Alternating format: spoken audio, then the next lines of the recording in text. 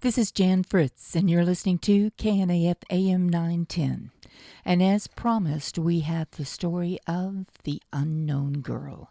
Copyright Derek Spence, 2021. The following narrative was taken directly from articles in the San Antonio Express News, the Fredericksburg Radio Post, and the Dallas Morning News. This is the story of the oldest unsolved murder in Fredericksburg. Tuesday morning, September 20th, 1927.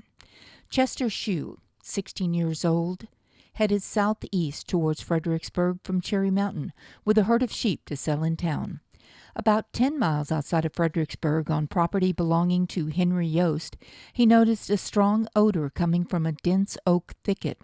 Upon investigation, he discovered the foul stench was coming from a freshly dug mound of dirt that looked like a shallow grave. That night at supper, Chester told his father Albert of his discovery. Initially, his father dismissed the boy's account of it, but the next morning he set out to see for himself along with a friend and neighbor, Willie Scott. The two men arrived at the location and immediately went to work digging around in the fresh pile of dirt. Instantly, they noticed bare skin, then a pair of legs under only about 3 inches of dirt.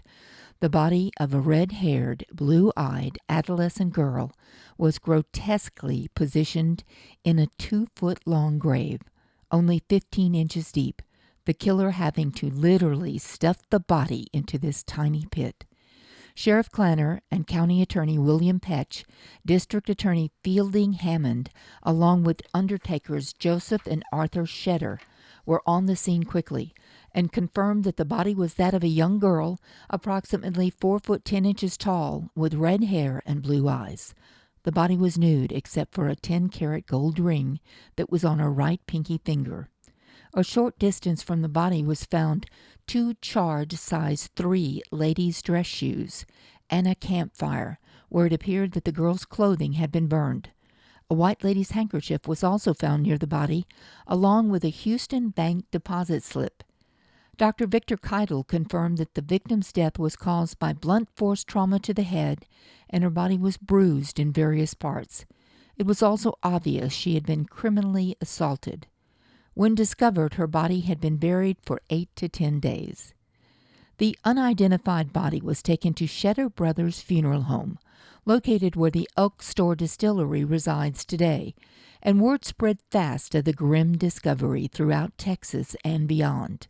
In a few hours, Sheriff Clanner, who firmly believed the girl was either from Austin or Houston, would be bombarded with phone calls and late-night visitors from families who had missing daughters all over the state, but no immediate identification. Families from San Antonio, McCulloch County, Coleman County all breathed a sigh of relief that evening of the 21st, having been satisfied upon viewing the body that it was not their own missing loved one. Word also got out around town of the 2 men seen riding around in a small coupe with a young red-haired girl about 10 days past. One of the men was said to have escorted the girl to a local barber shop. On the evening of the 21st, a marksmanship scorecard belonging to a soldier from Fort Sam Houston was found within 75 feet of the makeshift grave. The soldier's name, division, and company were listed on the scorecard. Fredericksburg, Texas, September 22nd, 1927. By Wednesday morning, the 22nd, possible tips and clues as to the identity of the victim and the murderers were pouring into Sheriff Clanner's office. By 7 a.m., Sergeant Malukas of the military police stationed at Fort Sam Houston, San Antonio, had arrested the soldier whose name was on the marksmanship record found at the scene of the crime, as well as 2 other soldiers, one of which had the only automobile in the entire company, the other having lived at some point within close proximity to the area in which the victim's body had been discovered. Marvin Schultz, who owned a tourist camp on the old San Antonio Highway, the ruins of which are still there, told law enforcement that he had rented a room to 2 men, one of which was a soldier, and a red-haired girl about a week ago. The cabin was small, and the girl was given a separate cot to sleep on. The next day, according to Schultz, when he went to clean the cabin, blood was found to have saturated the cot on which the girl had slept. In addition, a blood-soaked blanket and blood spatters on the wall were discovered. Schultz felt quite sure that he could identify the men if they were brought before him. With that said, Sergeant Malukas at Fort Sam made arrangements to have the 3 arrested soldiers transported to Fredericksburg by noon the same day. At the same time, Sheriff Kleiner, being bombarded with phone calls and telegrams from out of state, was searching his office for a lady's purse that had been given to him by a destitute, one-legged stranger the week before. Kerrville police, within 6 hours of the girl's body being discovered on the 20th, arrested a one-legged man that had set his own car ablaze on the side of the road between Fredericksburg and Kerrville. Law enforcement in Kerrville stated that the man was a raving lunatic when arrested and was being held in the county jail under mental health observation. Inside the scorched vehicle with Oklahoma plates were the charred remains of one possibly black lady's slipper. Was it a coincidence that a one-legged stranger had appeared in Sheriff Kleiner's office the week previous? A middle-aged man in ragtag clothing, having shown up in need of money in order to get something to eat? Sheriff Kleiner, being a kind man, had given the stranger $2 and sent him on his way. Before leaving, while Sheriff Kleiner was on the phone, the stranger deposited a black leather lady's purse on his desk. By the time the sheriff was able to look inside the purse, the better part of an hour had passed since the stranger had set out. Inside was found a photo of 2 teenage girls and several crudely cut newspaper clippings of missing and abducted girls from Oklahoma, Arkansas, and Dallas, Texas. This struck Kleiner as quite odd, but not having any idea of the incidents of the week to come, the purse and its contents were misplaced. By 10 a.m. on the 22nd, the already legendary Texas Ranger Frank Hamer, of soon-to-be Bonnie and Clyde fame, had arrived from Austin and was sitting across the desk from Sheriff Kleiner. Hamer informed the sheriff that he was taking the lead on the investigation and needed to be taken to the scene of the crime immediately, as he had already visited the undertaker's office and had examined the victim's body. As Hamer and Kleiner were preparing to leave the office, a local youth by the name of Emil Stein entered. He told both lawmen that he had been given a ride in a small coupe the week before by 2 men and a red-haired girl that matched the description of the victim's body. Stein stated that the girl admitted to being a runaway from Oklahoma, was 14 years old, and was tired of life on the road and was ready to go back home.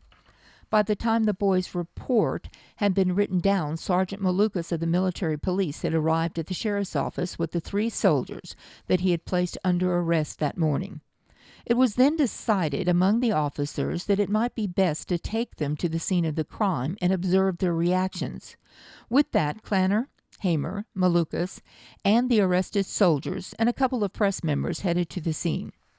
September 23, 1927.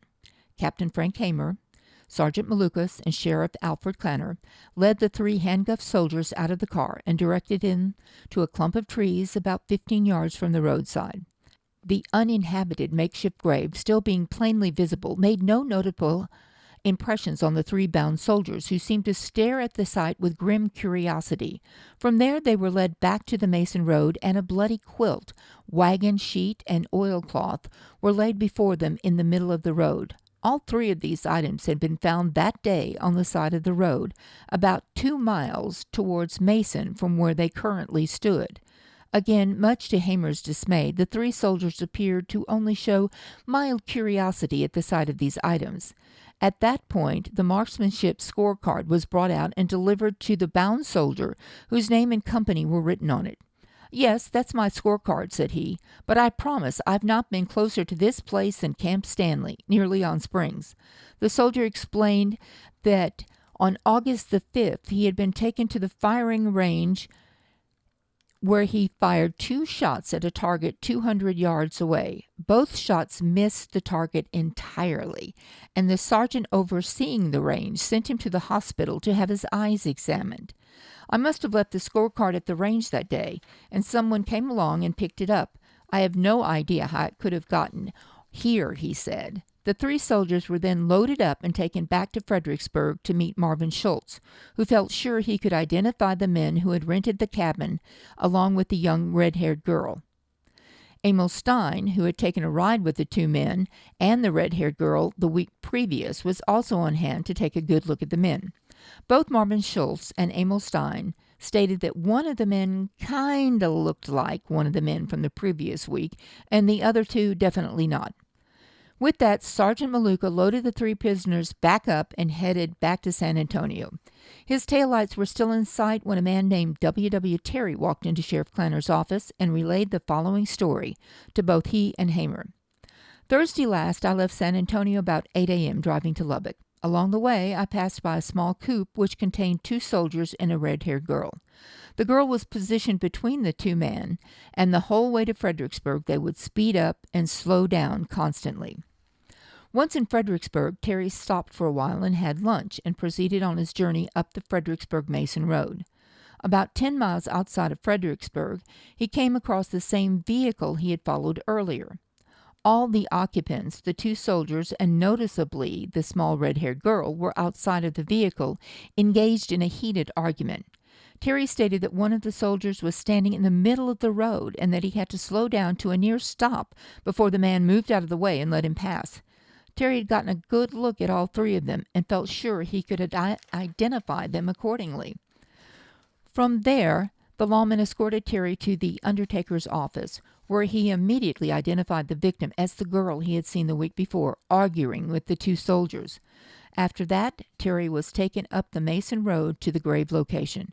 Terry was able to identify the grave as being only 100 yards from where he had seen the car, the victim, and the 2 soldiers the week before. Hamer at this point said to have stated, "That's good, but until we nail down who this girl is, everything else is a shot in the dark." Her identity to the lawmen working the case should have been the easy part.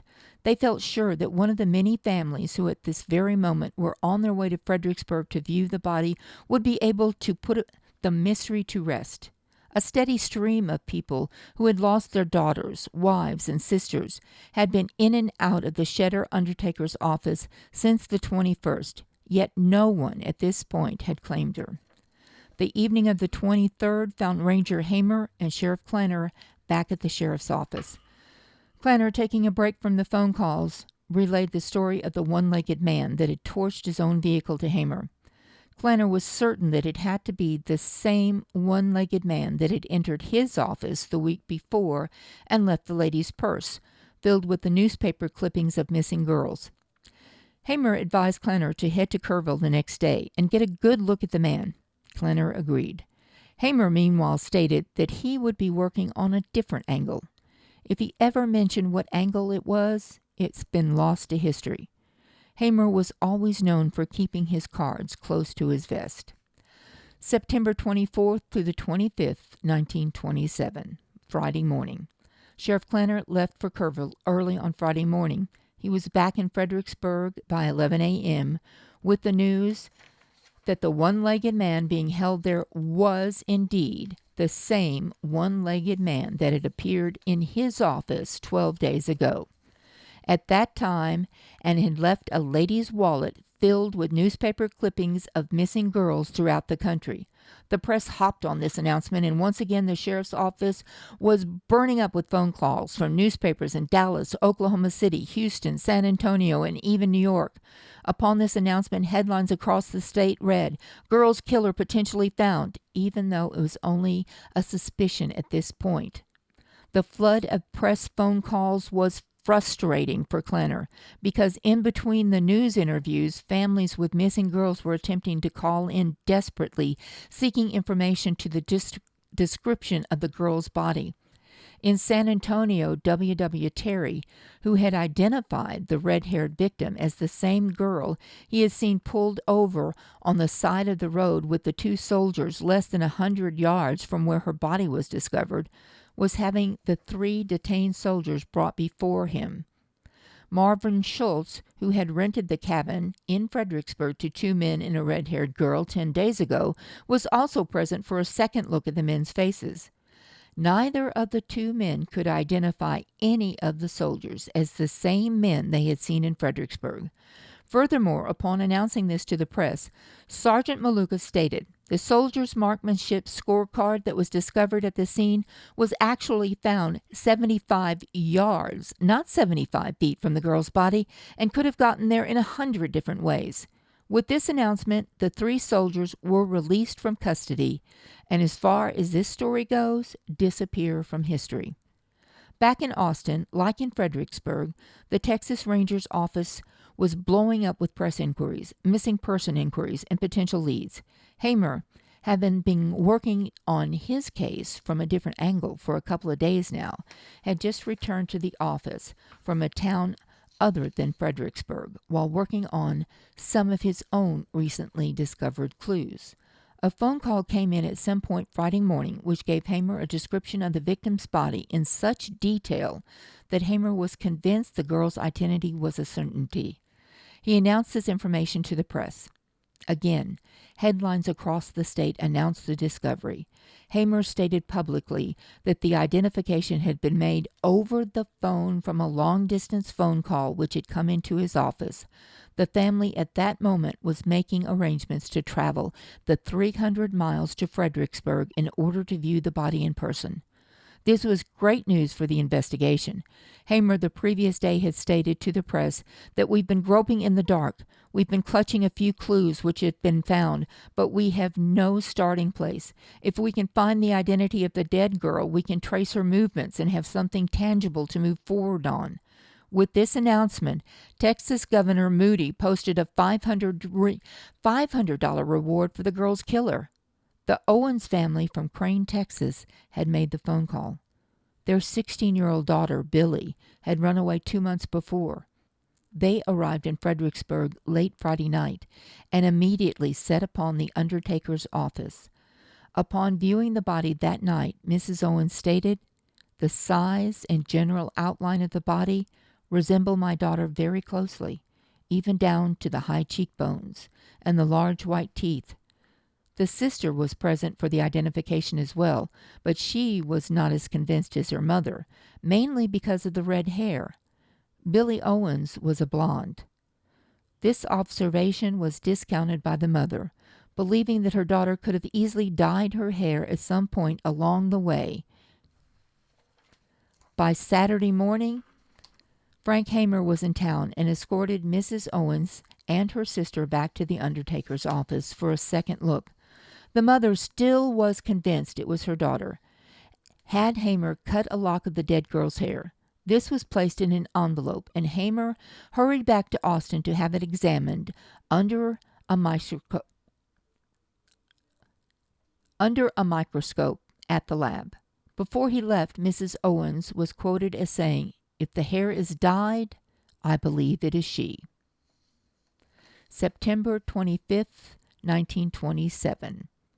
While Captain Frank Hamer was driving back to Austin with the hair sample in tow, a Lieutenant Farish of the military police was inspecting the cabin at Marvin Schultz, south of Fredericksburg. Upon entering, Ferris was shown by the owner Schultz the suspected blood spatter marks on the wall, the bloody quilt and cot upon which the young red-haired girl had slept. In the beginning, Schultz claimed that he could easily identify the two men he had encountered if given the opportunity. That opportunity had been presented to Schultz 2 times at this point in the investigation, and he was unable to make any identification. What Lieutenant Ferris encountered at the tourist camp on that particular day was what appeared to be red wax, not blood, on the wall and the quilt. The cot, which Schultz claimed to be stained with blood, could have indeed been blood, but from a location on the cot, Farah deduced it was from menstrual flow. Both ends of the cot, where the head and the feet would normally occupy, were free of any bloodstains at all. To be sure, Lieutenant Ferris loaded up the cot in his vehicle, headed back to San Antonio for further examination. In research I've done thus far, there has been no mention of the cot in any of the newspaper articles. Meanwhile, Sheriff Kleiner, having identified the one-legged man, held in custody is the same man that had visited his office 2 weeks previous, was feeling anxious about his positive identification. On the morning of the 26th, he called over to Kerrville and asked if they could transport the prisoner to Fredericksburg for identification by several other people who had seen him around town. This was arranged, and by 1 p.m. on the 26th, the one-legged prisoner was locked in a cell on the first floor of the Old Rock Jail in Fredericksburg, still in existence. Several townspeople and a sheriff's deputy, all of whom had encountered the man, or so they thought, were escorted to the jail for identification, while the press waited outside. Sheriff Klanner was the last to go in, and after a few minutes, he was the first to come out. What he did next stunned not only the media, but the bystanders that were waiting on the street outside. The sheriff, upon a second viewing of the man, recanted his original positive ID and stated that some of the other witnesses could not identify him either. The prisoner was then loaded up and transported back to Kerrville, and County Attorney Petch announced to the press that the Gillespie County had nothing against this man. The coincidence here is astounding. 2 men, both with one leg, seen in Fredericksburg around the same time as the victim's body had been discovered. One man having given Sheriff Klanner a lady's billfold stuffed with newspaper clippings about missing girls, and the other having set his own car afire between Fredericksburg and Kerrville on the same day, shortly after the news spread of the body having been discovered. Stranger than fiction indeed. On the morning of the 27th, Mrs. Owens left the Nimitz Hotel, walked across the street to the undertaker's office to view the body of the girl one more time. At this point, Mrs. Owens had not slept in 3 to 4 days, and suffering from grief and exhaustion. She was certain the body under the blanket was that of her missing daughter Billy, and had been waiting anxiously on Captain Frank Hamer's call with the results of the lab test for about 36 hours. Just like the day before, and the one before that, the blanket was lifted, and Mrs. Owens stared down at the lifeless form before her. The high cheekbones, the delicate hands, the large white teeth were all enough to convince her what she knew deep down to be true. This was, without a doubt, her missing girl. She left the undertaker's office feeling faint with grief. Upon her return to the Nimitz Hotel, Sheriff Klanner met her at the front desk. He had been looking for her.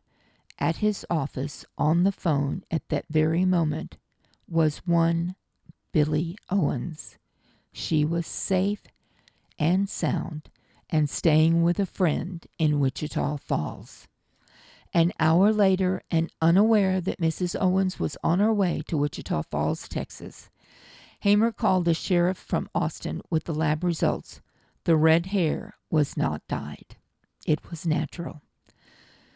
The day of the 27th was a great day for the Owens family. For Hamer and Klanner, it was both a good day and a bad day. The identity of the murdered girl was still a mystery after an almost positive identification, and all of the best suspects were not suspects anymore. The case on all counts had fallen completely apart. They were back at square one.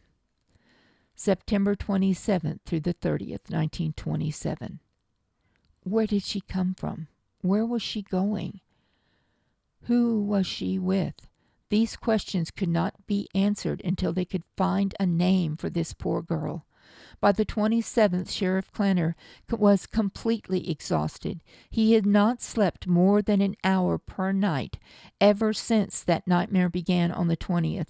The ups, the downs, and false leads of the investigations, the press inquiries, the grieving families with missing daughters, sisters, and wives had left him on the verge of a complete mental breakdown. The frustration was overwhelming. Surely, after 7 days of press coverage, someone would come forth in the next couple of days with an answer. One local man did come forth with a possible clue, but it wasn't much. The young man, who was never identified in the articles from the period, was traveling back to Fredericksburg from Corpus Christi when he came across a very young, red-haired girl walking along the center of the road he was traveling.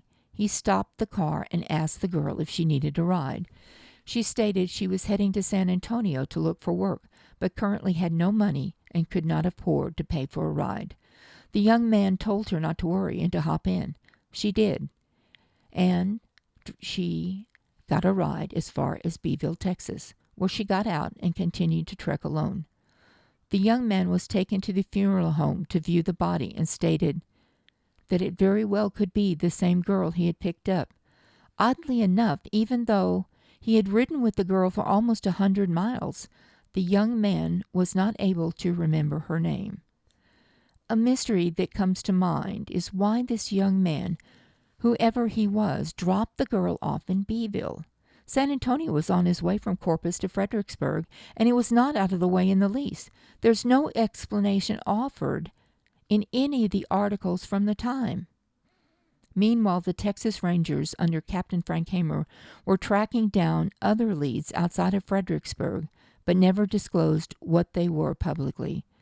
Because time was of the essence, as a last-ditch effort, Hamer began sending locks of hair from the corpse to every family that had inquired about a lost loved one since the girl's body had been found, which by this time had slowed down considerably.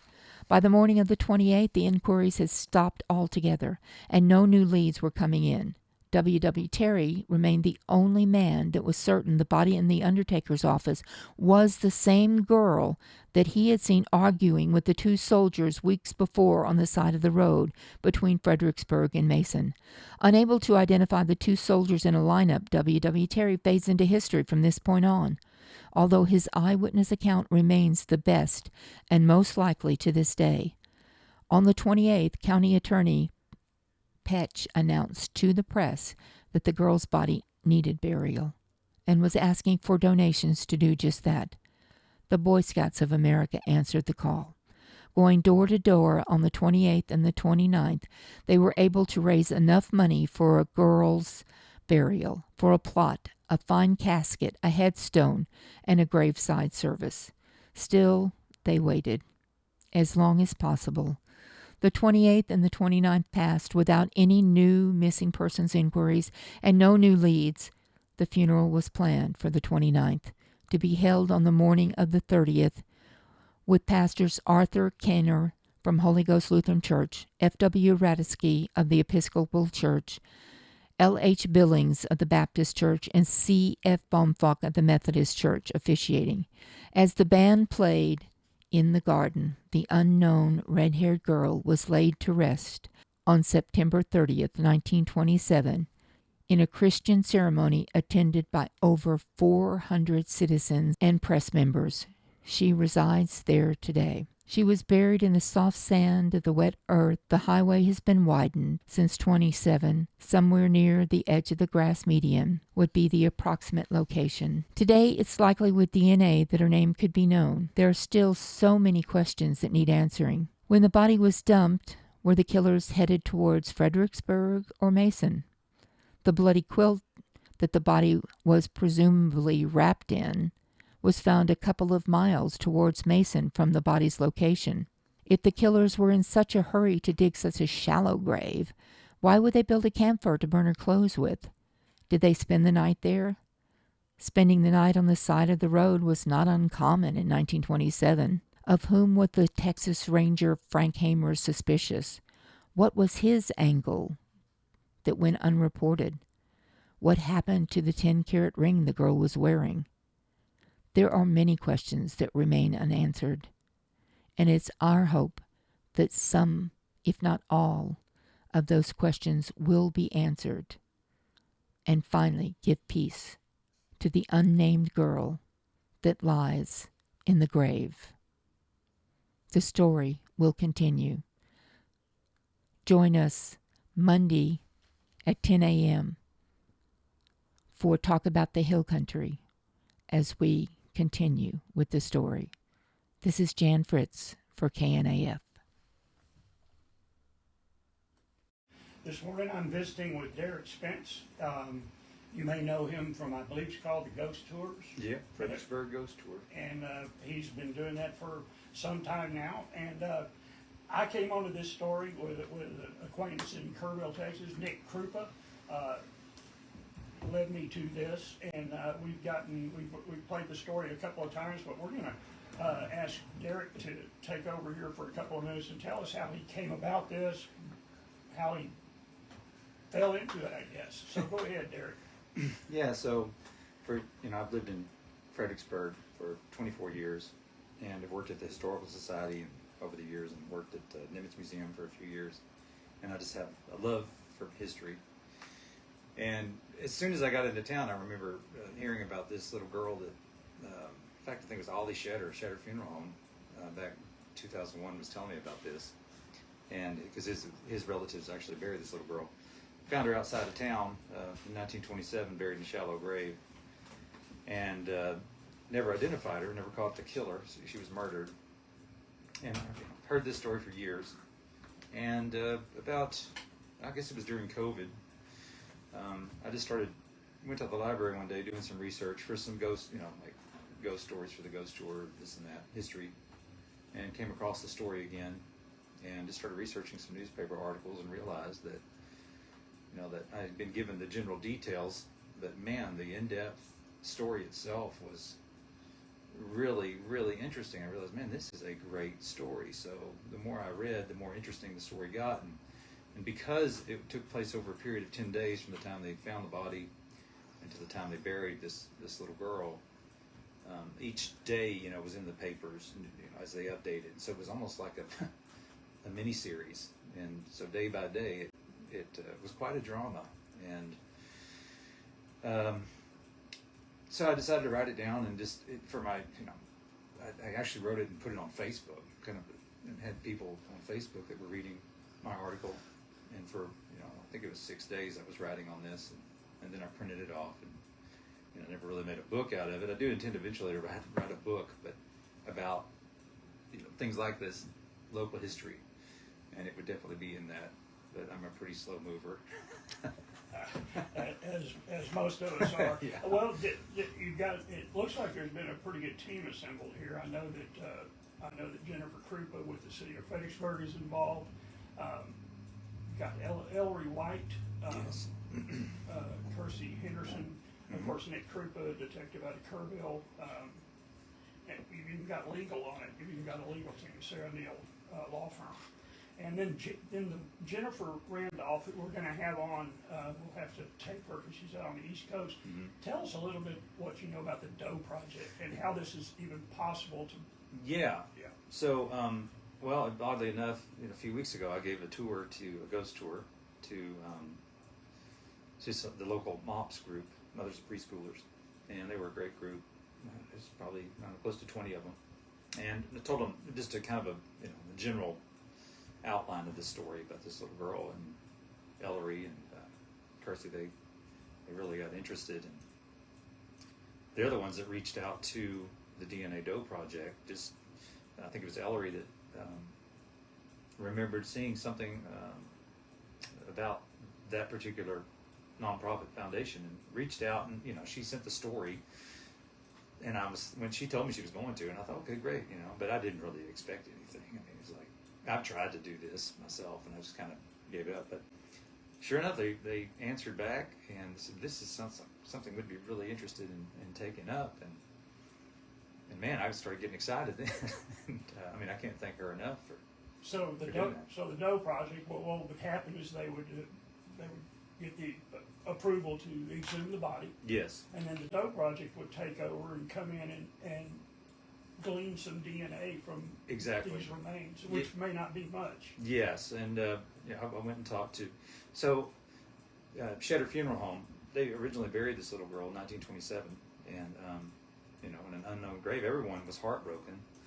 The paper, at the time said, there were a few hundred, 300 to 400 people at her funeral, and they rallied around. The community rallied around this little girl, and Sean Dan's over at the funeral home. He's heard this story, and Brian Shetter, they've heard this story their whole lives, and so they're really interested in that now that we have the chance to figure out who this little girl is, and the DNA Doe Project has solved over 100 Jane Doe, Jane Does, and the earliest one goes back to 1852. So, Wow. Goodness. yeah. And so they feel pretty confident that they can get this little girl identified. There won't, from what I understand, she's been buried almost 100 years. They used wooden caskets back then. And talking to the funeral home, there probably won't be a lot there. They'll get some bone fragments and this and that, but it'll probably, they get a tooth or a jawbone, then they can get enough to extract some DNA and then send it, put it in the databases and match it up to a family somewhere. I mean, it's really an amazing process. They take care of the funding too, which is, I mean, of course locals can donate, but they're a nonprofit, so they put it out there on their social media and people can donate. It's around for the DNA, it's like sequencing and all that and database search, it's like around $5,500. Right. And that's what they raise. They raise that money to do that. And locally, we need the first step is to get the body exhumed, so we got to get all the dots, I's dotted and the T's crossed, but it's like around $1,000. It's not that expensive to exhume the body. Then they'll have to have they'll have to bury her again, and they'll have to have a new headstone. Hopefully We'll have to have a new headstone with her name on it. And then again, if we find out who the family is, then the family may want her body, buried in wherever they're from. We don't know. So. Well, this is something that needs to happen. And do you know where people could get in touch? Is there a website that they could go to possibly, or can I get that to our listeners later if you don't have it? Like information on the DNA Doe project? Or on where they can call for more information about this whole thing. Well, they can call me if they want. If they wanted to donate. Yeah, we don't have, before we accept donations, we want to make sure that we've got everything set up right. And so right now we're in the community awareness phase because the DNA Doe project is pretty insistent on, they want the community to get behind this. And so the first step is to for people locally to be made aware of it. And then hopefully, and as we're moving forward, we're getting a good team, like people that are really interested in doing this. And so now it's kind of like, we want, like the community rallied around this little girl in 1927, we want the same thing.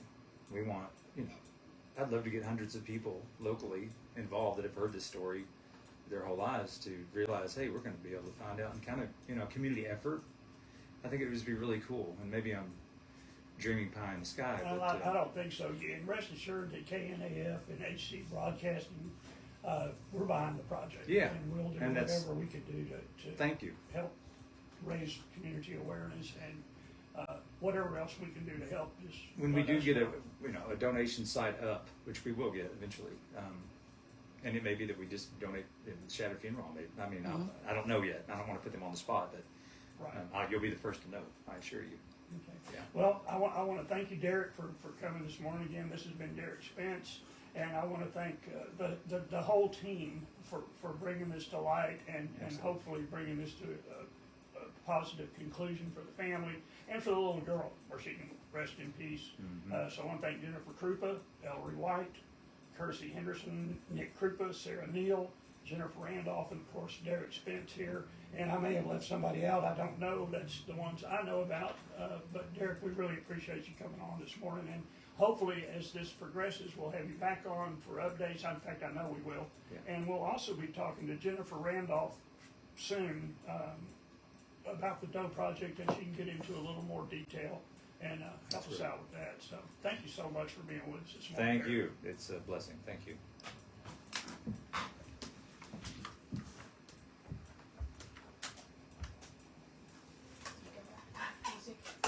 Yeah. Just turn it on regular. Thank you so much. Thank you. That was painless. I'm still live on Facebook because I do actually have a little question for you because I think it's so cool what you're doing.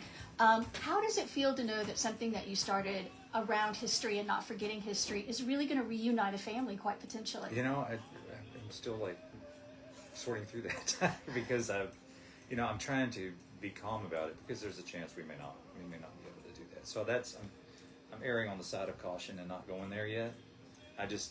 my concern right now, I'm taking it one day at a time. So as soon as we get the body exam and see that there's actually remains there that can be identified, and then maybe I'll go there. Okay. But I don't want to get my hopes up and then have them dashed. Yeah. I guess that's from years of being a musician. I do understand that. I do understand that. All right, well, I'm going to go ahead and thank you so much for being on Talk of the Hill Country. The next intergenerational game day is March 27th at 3:30 at Llano County Library. Talk About the Hill Country wants to remind listeners that libraries are a great resource. Books are only the beginning. Patrons can take workshops on crafts, healthy living, exercise, and much more. Library apps make ebooks and Audible books available for free. We have many great libraries here in the KNAF listening area in Fredericksburg, Johnson City, Bernie, Llano, Marble Falls, Brady, Harper, and Mason, to name just a few. Make a visit to the library one of your fun field trips this week. Talk About the Hill Country is a service of KNAF and HC Broadcasting. If your business or organization has an event or a new service coming up in the days, weeks, or months ahead, contact us to be put on the calendar. Talk About the Hill Country comes on every Monday through Friday at 10 a.m. on KNAF AM 910. Call KNAF at 830-997-2197, fax 830-997-2198, or email knafnews@gmail.com.